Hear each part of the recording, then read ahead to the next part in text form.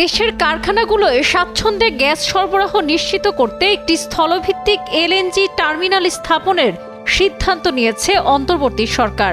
প্রধান উপদেষ্টার প্রেস সচিব শফিকুল আলম বৃহস্পতিবার কাতারের দোহায় সাংবাদিকদের এই তথ্য জানিয়েছেন।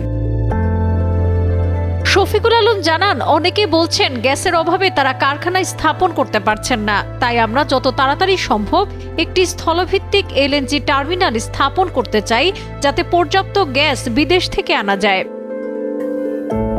প্রধান উপদেষ্টা অধ্যাপক মোহাম্মদ ইউনূসের দোহা সফরকালে কাতার এনার্জির সঙ্গে একটি পরিকল্পনা নিয়ে আলোচনা হয় বলে জানান শফিকুল আলম। তিনি বলেন, বাংলাদেশের কারখানাগুলোয় গ্যাস সরবরাহ নিশ্চিত করতে শিগগিরই স্থলভিত্তিক এলএনজি টার্মিনালটি স্থাপন করা হবে। এখন যে কোনো ব্র্যান্ডের পুরাতন এসি বদলে নতুন ওয়ালটন এসিতে উপভোগ করুন 25% ছাড়। প্রধান উপদেষ্টার দোহা সফর সম্পর্কে প্রেস সচিব জানান, এই সফর অত্যন্ত সফল ও ফলপ্রসূ হয়েছে। তিনি বলেন, এটি সবচেয়ে সফল ও অত্যন্ত আকর্ষণীয় সফরগুলোর একটি। শফিকুল আলম আশা প্রকাশ করে বলেন, এই সফরের মাধ্যমে বাংলাদেশের সুনাম বিশ্বজুড়ে ছড়িয়ে পড়বে। অনেক বিদেশি বিনিয়োগকারী বাংলাদেশে বিনিয়োগের জন্য এগিয়ে আসবেন।